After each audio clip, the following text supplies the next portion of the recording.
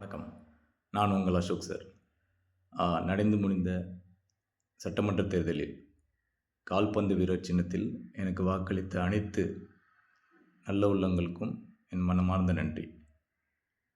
Actually எனக்கு ஒரு சந்தோஷமான விஷயம் என்னென்னா, கடந்த நாடாளுமன்ற தேர்தலில் எனக்கு 3000 ஓட்டு, நியர்லி 3000 ஓட்டு எனக்கு வாக்களித்தீங்க.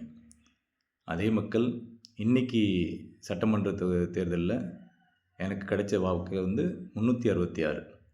இந்த 366 நான் 3000தோட அதிகமாகவே நினைக்கிறேன்.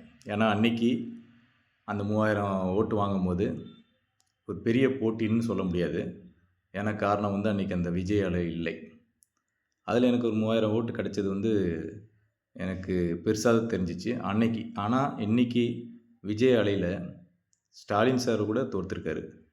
சீமான் 8%ல் 4% வந்துட்டார். இவ்வளோ விஷயங்கள் மாற்றம் நடக்கும்போது நானும் இந்த போட்டியில் கலந்துக்கிட்டு 366 ஓட்டு வாங்கினது எனக்கு ஒரு பெரிய பலமாக தெரியுது. என் பலத்தை நான் உணர்கிறேன். என் மக்கள் எனக்கு இன்னும் என் கூட எனக்கு நம்பிக்கை கொடுக்குறது உண்மையிலே நான் மக்களோட மக்களாக இருக்கிறேன்னு சொல்லிட்டு ஒரு நம்பிக்கையை ஏற்படுத்தினதுக்கு மிக மிக நன்றி.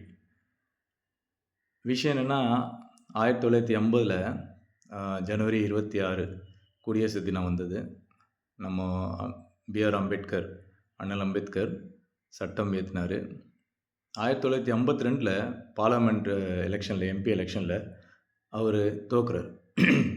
அதே இந்தியன் நேஷனல் காங்கிரஸுக்கு எதுக்க ஒரு வேட்பாளர் நிப்பாட்டி அவருக்கு ஆப்போனண்ட்டாக நாராயணன் அப்படின்னு ஒரு அவர் பேர் நாராயணன் கஜிராக்கர் அப்படின்னு சொல்லி ஒரு வேட்பாளர் நிப்பாட்டுறாங்க. தோக்கப்படுறாரு. அவர் நினச்சோட பார்க்கல. ஏன்னா அவருக்கு ஆப்போனண்ட்டாக நின்னது ஒரு தலித் வேட்பாளர் தான். ஆனால் அவருக்கு அந்த தலித் வேட்பாளருக்கு பின்னாடி ஒரு கட்சி செஞ்சுன்னா இந்தியன் நேஷனல் காங்கிரஸ் அவங்களுக்கு பின்னாடி இருந்தது. ஜவஹர்லால் நேரு நேரடியாக அவருக்காக ஓட்டு பிரச்சாரம் பண்ணார். ஸோ அம்பேத்கர் தோற்கப்பட்டார். எல்லோரும் என்ன சொன்னாங்கன்னா, அம்பேத்கர் மக்களுக்கு எந்த மக்களுக்காக வேலை செஞ்சாங்களோ அதே மக்கள் அவர் தோற்கடித்தாங்க, அவர் ஊர்லேயே தோற்கடித்தாங்க அப்படின்னு சொல்லி ஒரு வரலாறுலாம் இருக்குது. இதெல்லாம் நான் பார்க்குறேன். காமராஜ் அவர் இடத்துல தோற்கப்பட்டார். இது மாதிரிலாம் வாஜ்பாய் அந்த பிஜேபியோட பெரிய லீடர்னு சொல்லுவாங்க, அவரே குவாலியரில் அவர் இடத்துலையே தோற்கப்பட்டாங்க. ஸோ இதெல்லாம் பார்க்கும்போது நம்ம சாதாரண ஆள், அவர் பெரிய மகானுக்கெல்லாம் நிகராக நம்ம சாதாரண ஒரு மனிதன். இன்னும் நிறைய விஷயங்கள் இந்த மக்களுக்காக செய்ய வேண்டியது இருக்குது, பழக வேண்டியது இருக்குது. நம்ம தோல்வி ஒரு பெரிய தோல்வியாக நான் நினைக்கல. இதில் என்னென்னா, மக்கள் என்ன நினைக்கிறாங்கன்னா, அசோக் சாரா ஒரு உதவி பண்ணுறாரு, சேவை செய்கிறாரு. ஆனால் ஓட்டுன்னு எலெக்ஷன் வரும்போது அந்த கட்சி ரீதியாக தான் அவங்க போகிறாங்க. இப்போ இந்த விஷயம் பார்த்திங்கன்னா, தாவேகா விஜயோட ஓட்டு, அது யார் நின்னாலும் அவர் ஜெயிப்பாங்க. என்ன ஒரு பிரபலமான இப்போ ஒரு ஆள் நின்றுருந்தாங்கன்னா இதோட அதிக ஓட்டில் ஜெயிச்சிருப்பாங்க. இதுதான் விஷயம். ஆனால் எல்லா மக்களும் என்கிட்ட நான் போய் ஒவ்வொரு இடத்துலையும் ஓட்டு கேட்கும் போதெல்லாம் என்னென்னு சொன்னாங்க, நீங்கள் தாவேக்கால நீங்கள் சீட்டு வாங்கியிருக்கலாமே, நீங்கள் நின்றுருக்கலாமே. கண்டிப்பாக நான் நின்றேன்னா இன்றைக்கி டாக்டர் எம்எஸ் ரவி 55,000 ஓட்டில் வித்தியாசத்தில் ஜெயிச்சிருக்காரு. நான் நின்றுருந்தேன்னா கண்டிப்பாக கான்ஃபிடண்ட்டாக சொல்கிறேன், இது ஓவர் கான்ஃபிடென்ட் இல்லை, கான்ஃபிடண்ட்டாக சொல்கிறேன். ஏன்னா எனக்கு முகம் தெரிஞ்சவங்க எல்லோரும் எனக்கு பழகுனவங்க. நான் கண்டிப்பாக 1,00,000 ஓட்டில் ஜெயிச்சிருப்பேன். ஸோ ஏன் இந்த விஷயத்த நான் சொல்கிறேன்னா, இங்கே நிறைய அரசியல் என்பது டிஃப்ரெண்ட்டு. ஏன் அசோக் சார் தனிச்சையாக நின்னார் அப்படின்னு ஒரு கேள்வி இருக்கும். இது எப்பவுமே எலெக்ஷன் வந்துட்டாலே அசோக் சார் நிற்பார் அப்படின்னு ஒரு புரிதல் இருக்குது. சில பேருக்கு இது என்ன முட்டாள்தனமாக இருக்குது, இவர் உள்ளாட்சி தேர்தலில் நின்றுருக்கலாமே, அதில் கண்டிப்பாக அவருக்கு நல்ல வாய்ப்பு இருக்குது, இந்த சட்டமன்ற தேர்தல் இவ்வளோ பெரிய தேர்தலில் போய் எப்படி நிற்கிறாரு. இதே கேள்வி தான் விஜய்க்கும் வந்துச்சு. இந்த ஜெயிக்க மாட்டார், அவர் மாற்றத்தை எடுத்துகிட்டு வந்தாரா இல்லையா, அந்த அலர்னு ஒன்று இருக்குது.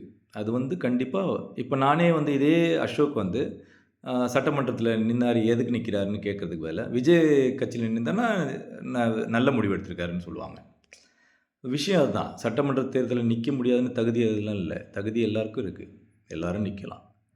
ஆனால் ஜெயிக்க வாய்ப்பு இருக்கா அது ஒரு கேள்வி இருக்கு. அப்படி ஜெயிக்க வாய்ப்பு இல்லாதபோது ஏன் நிற்கிறாரு? அதுக்கு தான் ஒரு விளக்கம் வந்து மக்களுக்கு நான் கொடுக்க வேண்டியது இருக்கு. கடமைப்படுறேன். ஆக்சுவலா நான் வந்து நினச்சது வந்து நான் தாவேக்கால வந்து விருப்ப மனு போட்டேன். ஆனா எனக்கு கிடைக்கல. கிடைக்காதபோது நான் என்ன செய்றது அடுத்தது? அப்போ தாவேக்கால நான் ஜாயின் பண்ணேன். இல்ல இதே மாரி சுயேட்சையா நின்னா கண்டிப்பா நான் ஜெயிக்க மாட்டேன்னு தெரியும் எனக்கு. ஸோ அடுத்த எலக்ஷன்ல வந்து நான் இதே முட்டாள்தனம் பண்ணிறக்கூடாது. இதே மாரி தனிச்சா நின்னு இதே ஓட்டு தான் கிடைக்கும். அது வந்து அடுத்தது மாறணும்னா நான் ஒரு கட்சியில சேரணும். அந்த கட்சி வந்து திராவிட கட்சிகள்ல வந்து நான் போய் சேர்ந்தா எனக்கு சீட்டு குடுக்க வாய்ப்பில்ல. ஏன்னா, அங்கே பல பேர் வந்து ஜாம்பவான்கள் பல போராட்டம் பண்ணிட்டு இருக்காங்க. அவங்களுக்கு மத்தியில எனக்கு வந்து வாய்ப்பு குடுக்குறது ரொம்ப அ யோசிக்க வேண்டிய விஷயம் இருக்கு. ஸோ நான் என்ன யோசிக்கிறேன்னா, தாவேக்கால சேரணும். தாவேக்கால சேரணும்னா, என்னோட பலம் என்னன்னு அவங்களுக்கு தெரியணும். அந்த பலத்த காட்டுறதுக்கு தான் இந்த தேர்தல்ல நான் போட்டியிட்டேன். இப்ப 366 ஓட்டு. இது என்ன ஒரு ஒரு ஓட்டா? கண்டிப்பா என்னை தவிர வேற யாராச்சும் நின்னாங்கன்னா, ஒரு 3 ஓட்டு, 4 ஓட்டு, அதிகபட்சம் ஒரு 50 ஓட்டு கூட தாண்ட மாட்டான். இப்ப பார்த்தீங்கன்னா, நானே இந்த தேர்தல் நிக்கும்போது நெறைய இண்டிபெண்டன்ட் நின்றுருக்காங்க. எனக்கு எனக்கு எனக்கு அப்புறம் தான் அவங்க ஓட்டு எண்ணிக்கை இருக்கு. ஸோ என்னோட கம்மியான ஓட்டு தான் வாங்கியிருக்காங்க அவங்க. அப்ப என்ன அர்த்தம்னா, நான் வந்து பிரபலமா எல்லாருக்கும் தெரிஞ்சு இருக்கிறேன் அப்படின்னு ஒரு நம்பிக்கைய காட்டுறேன். விஷயம் என்னன்னா, இப்ப இந்த நம்பிக்கையோட நான் வந்து ஒரு கட்சியில போய் சேர்றேன்னா, அந்த கட்சிக்காரங்களும் என்னோட ஓட்டு போன வருஷம் வந்து போன வாட்டி நின்னு ஒரு 3000 ஓட்டு வாங்கியிருக்கான். இந்த வாட்டி ஒரு 366 ஓட்டு வாங்கியிருக்கான். இவன் மக்கள் மத்தியில வந்து பரிச்சயமான ஒரு ஆளு. இவன் அடிக்கடி எலக்ஷன் நிக்கிறனால, மக்களுக்கு அடிக்கடி ஓட்டு போடும்போதெல்லாம் என் மூஞ்ச பார்க்குறாங்க. யார் இவரு? அப்ப என் மூஞ்சி ஏற்கனவே தெரிஞ்சிருக்கனால, என்னை பத்தி நெறைய பேர் விசாரிச்சிருக்கலாம், நெறைய பேர் தெரிஞ்சிருக்கலாம். இல்ல நெறைய பேர் வந்து இவன் அடிக்கடி நிக்கிறானேன்னு சொல்லி யோசிச்சிருக்கலாம். ஸோ தான் நாளைக்கு வந்து எனக்கு ஒரு ப்ளஸ்ஸா இருக்கும். ஸோ நான் தாவேக்கால வந்து இணையறது உறுதி. அந்த முடிவு எடுக்கிறதுக்கு தான் அந்த இந்த அ தேர்தல் நின்ன காரணம். ஸோ இத நீங்க ஃபர்ஸ்ட்டு புரிஞ்சுக்கணும். ஆனா எனக்கு வந்து ஒரு சந்தோஷமான விஷயம் என்னன்னா, அ இவ்வளோ பெரிய மாற்றத்த வந்து மக்கள் குடுப்பாங்கன்னு சொல்லி யாராலயும் எதிர்பார்க்கல. நானும் எதிர்பார்க்கல. கண்டிப்பா இது வந்து நல்ல விஷயமா தான் முடிஞ்சிருக்கு இன்னைக்கு. எல்லாரும் வந்து அடுத்த கட்டம் எப்படி ஆட்சி இருக்குன்னு சொல்லி யோசிக்கிறாங்க. கண்டிப்பா அதுவும் நல்ல சிறப்பா தான் இருக்கும்னு நான் நம்புறேன். ஏன்னா கடவுள் அந்த ஒரு வாய்ப்ப ஒரு விஜய்க்கு குடுத்துருக்காரு.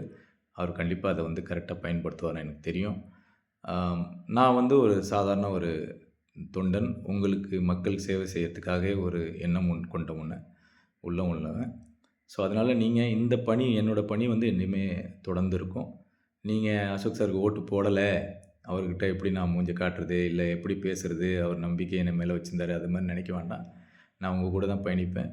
இது வந்து அ அரசியல் வேற, உங்களோட சேவை செய்ற மனப்பான்மை, அந்த ரிலேஷன்ஷிப் வேற. ஸோ, நான் எப்பயுமே கூட நிப்பேன். ஆ நீங்க இந்த நம்பிக்கைய நீங்க எப்பயுமே கூட கூட அ உணர்ந்து என் கூட நின்று உங்க கூட நான் பயணிப்பேன்னு சொல்லி எனக்கு நம்பிக்கை இருக்கு. ரொம்ப ரொம்ப நன்றி. மீண்டும் நன்றி தெரிவித்துக் கொள்கிறேன்.